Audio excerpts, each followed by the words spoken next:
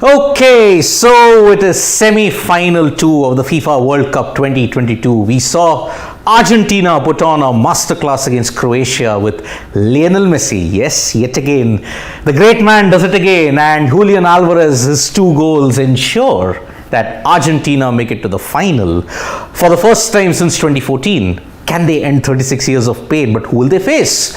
Will it be the marvels from the Atlas Mountains, Morocco, or will it be the clinical Le Bleu? It's Morocco versus France in the second semi-final. The winner will face Argentina in the final. The loser, unfortunately, will face Croatia in the third place playoff on 17th. Some very interesting statistics before I'm joined by Dalima, who's been with us throughout this FIFA World Cup 2022 with her insights, and she's blushing and gushing even more considering what happened that day, right? Messi, the magic man. Indeed. And he's in the final now. He is in the final, absolutely. Last but a glorious step, maybe.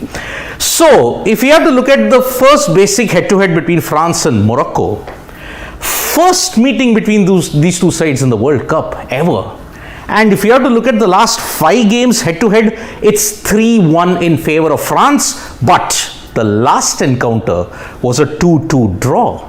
So Morocco know how to penetrate the French defense, and the French also know how to do that. So it could be a very, very even contest. But before I come to the serious build-up, I had said that Shakira had tweeted, "It's time for Africa, isn't it?" Morocco versus France, Morocco winning, but if you look at it, most of the French players are from Africa. So indeed, it is Africa versus Africa. Indeed, it is time for Africa if we have to look at it, isn't it? It definitely is. I mean, if you look at it, a lot of the players are not French born in the French team. The same can be said for Morocco also. It could be Europe versus Europe also, for all we know. Yeah. Because let's get to the basic chase of the matter. France versus Morocco. I will ask Dalima who is the winner afterwards, but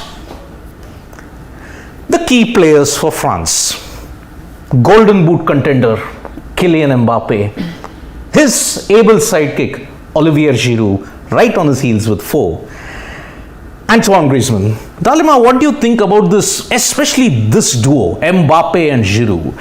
How important will Morocco focus all their attention on this duo, or there are several other players in the French team who can really cause a surprise? You know, I've said this thing since the beginning that France is a very attacking team. And if these two can do anything, it's because of that man right there. Antoine because he Griezmann has been the playmaker. He's equal the top assist for France, and we know that he's been working in the shadows, and you know, a lot of teams have missed out on what he can do, but he has been stepping up in the important games, and we know he's been making those crucial moves in the game. So for me, definitely, like, you know, if you have to be confident, if you need to show that calm and composure right in front of the net and be able to put that ball, you can count on these two anytime. But for these two to function, he needs to function really well, because that is where the feeding is done from there, and then this is when these two convert it and make it look good. So, and I think, you know, Morocco would have to watch out for the 3 of them because they play up top together, and we see Griezmann acting as a false 10 a lot of times. So I think it would be very crucial for them to know how these 3 function. You said that Griezmann has been operating in the shadow of these 2 behemoths right here. But do you think, as far as the World Cup is concerned, when you look at assists, when you look at playmaking, do you think Griezmann is on par with Messi when you have to look at the way how this World Cup in particular has played out?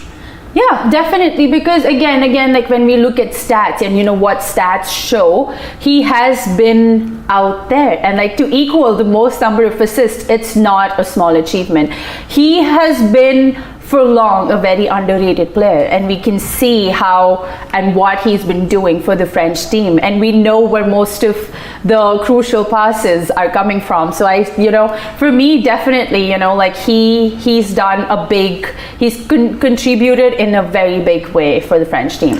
Do you think that the French, the likes of Olivier Giroud and Kylian Mbappe have stepped up? Because remember, prior to this tournament, France were absolutely ravaged with injuries. There's no N'Golo Kante and Paul Pogba was out. But do you think despite the absence of those two, have this duo, have they managed to fill in the gaps left by the absence of these two stalwarts, or do you think Morocco can exploit a particular weakness in this French line of attack?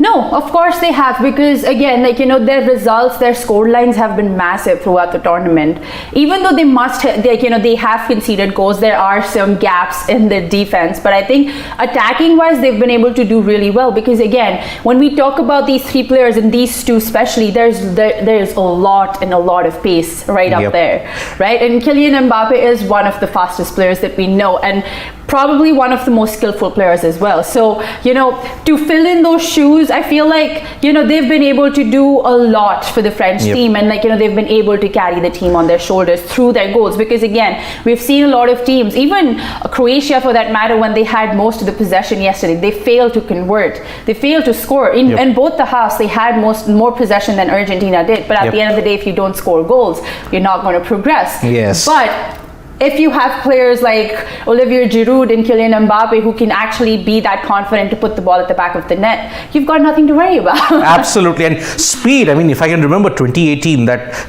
round of 16 clash against Argentina, the speed with which Mbappe scored those goals and the way how he was moving around the field, it was simply phenomenal. So France have most of their bases covered. There can be a surprise element from Aurélien Tchouameni, because remember, he scored that goal which dumped England out of the competition. But what about Morocco? They have been a marvel in this World Cup. The first African and Arab nation to ever make it to the semi-final.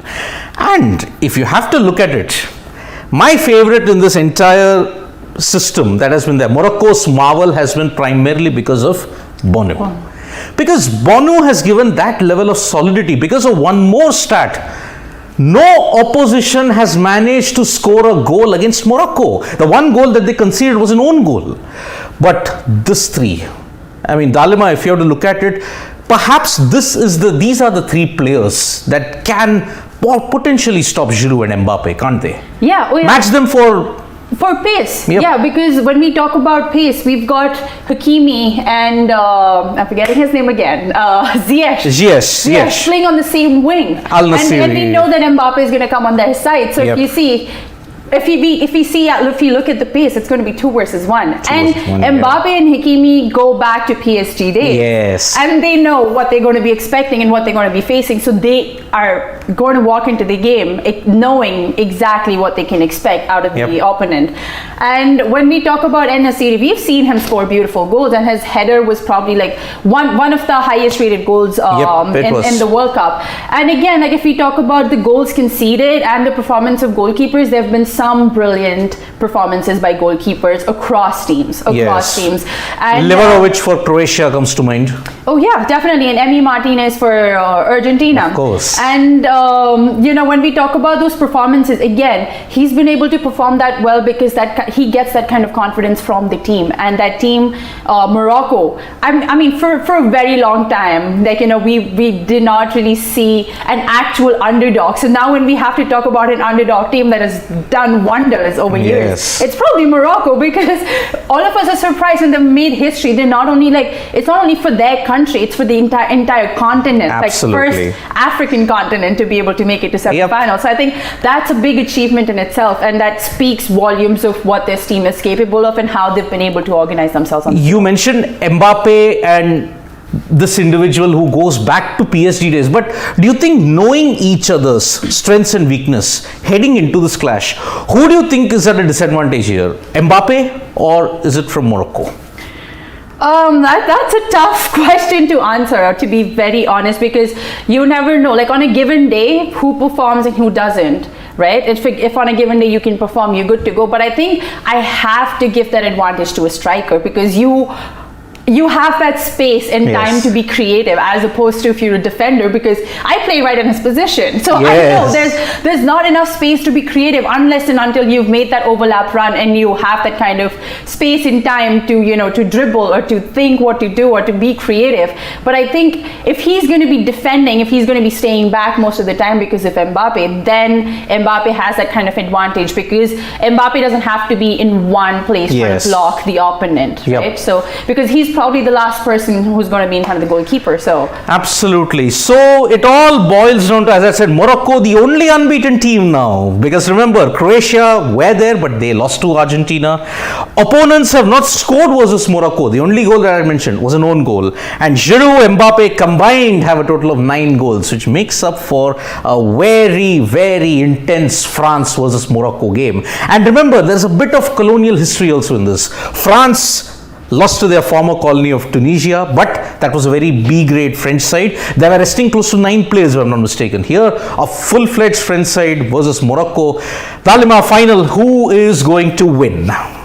mine says France, but heart wants to go with Morocco, because why not support an underdog, right? It's been a really long time since we've seen an underdog perform, and the kind of performances they've been putting, like Morocco has been putting performances. Yep. So sentimental favorite. My heart says Morocco, but my mind says it'll be France.